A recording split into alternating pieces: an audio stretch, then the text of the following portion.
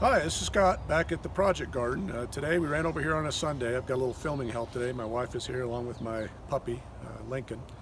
We're just going to put in some broccoli and some red cabbage today. And we're about a week away from planting the summer vegetables, but we'll do a little walkthrough about the progress of the garden here in a minute, but I want to just plant these real quick.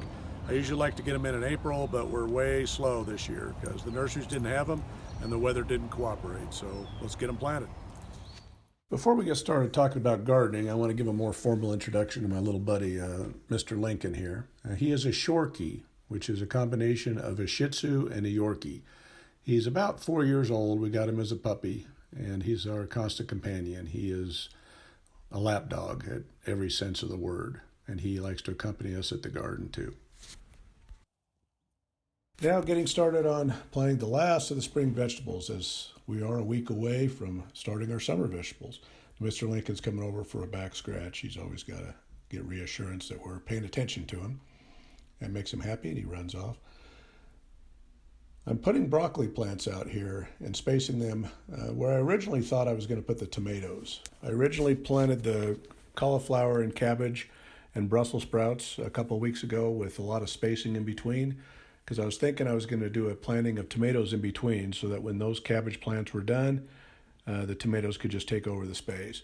But then, as you see behind me, there's a whole bed there that I prepared about a week ago also, that I'm going to put the tomatoes there instead. So I'm going to more dense plant these. I'm going to plant the broccoli and the red cabbage in between the plants where I was going to put the tomatoes.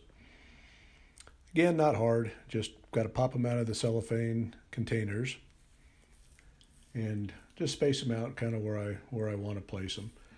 Now, the soil is very well prepared, so it's very little digging is necessary in planting these. It's you can do the whole bed. I think it takes me about 1.5 minutes, 2 minutes to plant this entire bed.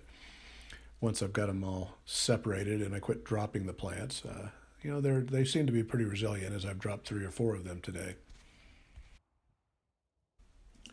Again, planting these plants into this well-prepared bed is very simple.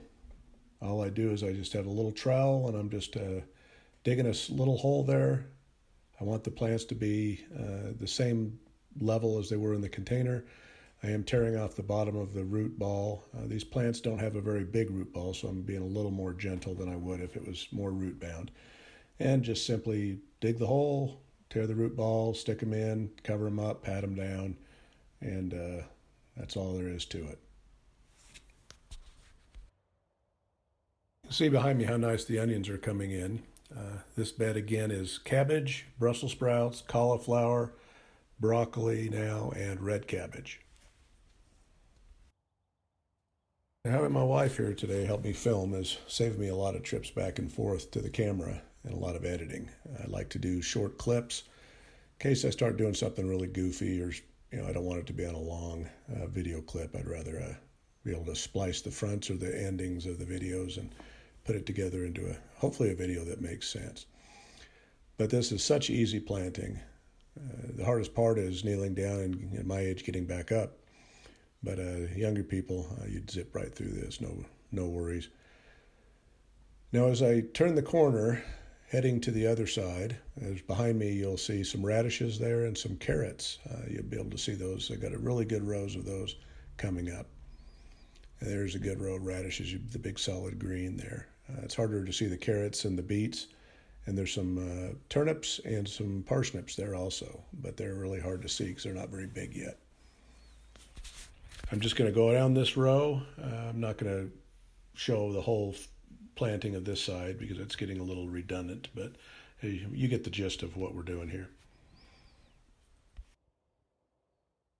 Sometimes I fail to mention the most important final step of anytime you plant anything, whether it's seeds or plants or bulbs, is to make sure that you water it in well.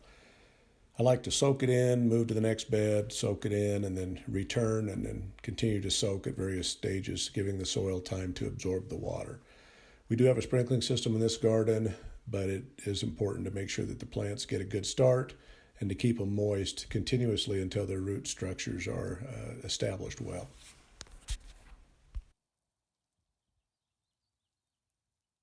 So now for a closer look at the garden's progress. Here you see the onions. There's red onions, Walla Wallas, and yellow storage onions in this bed. They're all coming in nicely. It looks like a pretty good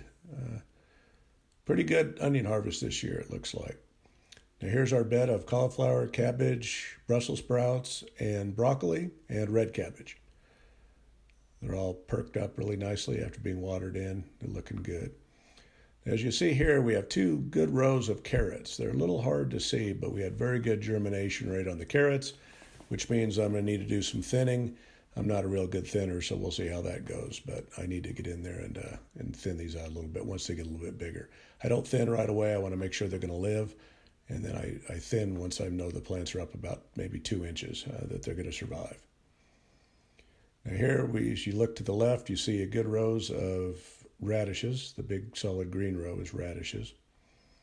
And then next to those on the left are some beets and turnips. You'll see turnips right there on the left. I'm pretty quick with the camera. And you'll see some beets on the very far left, but I don't spend much time filming those. And then we do have some potatoes coming up. I'm going to give you're going to get a little dizzy here as I'm moving the camera because the potatoes aren't up consistently in the bed, but they're in various places throughout the bed. So I'm just going to show you the current growth that's come up, and hopefully you don't get too nauseated with this. And here's the last little bit coming up. But they're going to be coming up really good, and what I'll do is I'll just mound them up with dirt from the trenches on the sides. Well, that concludes our day at the project garden. It's turning out pretty well. If you'd like to follow my journey in living my best rural life in the city, please hit like, share, and subscribe. Thank you.